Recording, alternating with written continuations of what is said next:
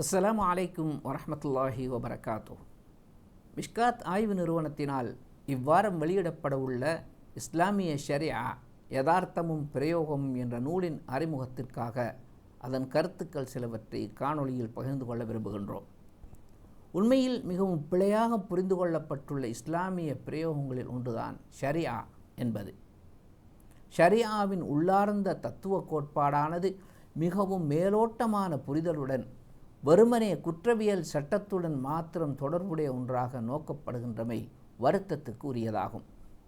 இந்நிலையில் ஷரியா என்ற சொல்லாடலின் அர்த்தம், அதன் தாற்பயம், அதன் நோக்கம் முதலான அம்சங்கள் குறித்து விரிவாகவும் தெளிவாகவும் புரிந்து கொள்ள வேண்டிய தேவைப்பாட்டை கருத்தில் கொண்டு இஸ்லாமிய ஷரியா யதார்த்தமும் பிரயோகமும் என்ற நூல் எழுதப்பட்டுள்ளது.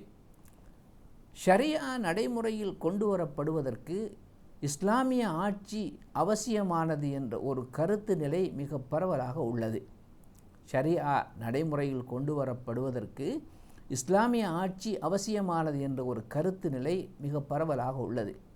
முஸ்லிம்கள் சிறுபான்மையாக வாழும் இலங்கை போன்ற நாடுகளில் இஸ்லாமிய ஷரியா என்ற பிரயோகத்தின் மீதான ஒவ்வாமை உணர்வுக்கும் முஸ்லிம் சமூகத்தின் மீதான அச்சத்துடன் கூடிய சந்தேக உணர்வுக்கும் அடித்தளமாக அமைவது மேற்கூறப்பட்ட கருத்து நிலைதான் என்பதை நாங்கள் எல்லோரும் அறிவோம். இப்பின்னணியில் குறிப்பாக இஸ்லாமிய உலகுக்கு வெளியே வெவ்வேறு நாடுகளில் பல நூற்றாண்டு காலமாக வாழ்ந்து வரும் முஸ்லிம் சமூகங்களின் ஷரியா வாழ்வு என்பது என்ன என்பது பற்றி நாம் தெளிவு பெற வேண்டியது மிகவும் அவசியமானதாகும். இக்கருத்தை தெளிவுபடுத்தும் நோக்கிலேயே இந்நூல் வெளியிடப்படுகிறது. உலகின் பல்வேறு நாடுகளிலும் முஸ்லிம்கள் பரந்து வாழ்கிறார்கள். உலகம் முழுக்க பரந்து பல்வேறு நாடுகளிலும் சிறுபான்மையினராக வாழும் முஸ்லிம்கள் ஓர் இஸ்லாமிய அரசின் கீழ் வாழ்வதில்லை. அவர்களால் ஷரியாவை முழுமையாக நடைமுறைப்படுத்த முடிவதில்லை. இவற்றின் காரணமாக அவர்கள் இறைவனின் பார்வையில் இரண்டாந்தர அடியார்களாக கருதப்படுவார்களா? இது விடையை வேண்டி நிற்கின்ற மிக முக்கியமான ஒரு வினா.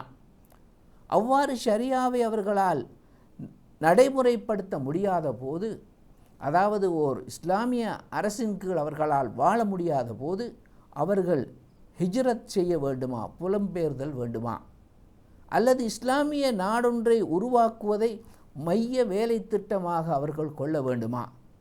உண்மையில் இவை எந்த வகையிலும் சாத்தியமற்ற வெறும் கற்பனாவாத கருத்துக்களாக தோன்றுவதனால் அவை இறை கட்டளைகளாக இருப்பது சாத்தியமா? இத்தகைய கட்டளைகளை நிறைவேற்றினால்தான் சிறுபான்மை முஸ்லிம்கள் சுவர்க்கத்தை அடையப்பெறுவார்கள் என்று கூறுவது பொருத்தம்தானா? இத்தகைய வினாக்களுக்கு குர்ஆன் சுன்னாவின் வெளிச்சத்தில் விடை காண முனைகிறது இந்த நூல்.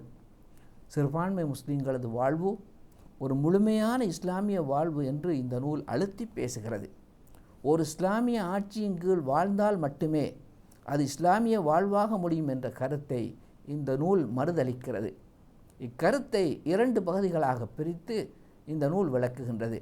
முதலாவது பகுதி ஷரியா பற்றி ஓரளவு விரிவாக விளக்குகிறது.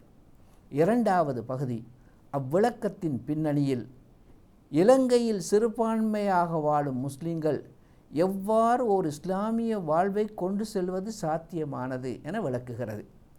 ஆழமான சிந்தனைகளை சுமந்து தமிழ் மொழியில் வெளிவரும் இஸ்லாமிய ஷரியா யதார்த்தமும் பிரயோகமும் என்ற இந்த நூல் இன்ஷா அல்லாஹ் மிக விரைவில் ஆங்கிலம், சிங்களம் ஆகிய மொழிகளிலும் வெளியிடப்பட உள்ளது என்பது வாசகர்களுக்கு ஒரு மகிழ்ச்சிகரமான செய்தி.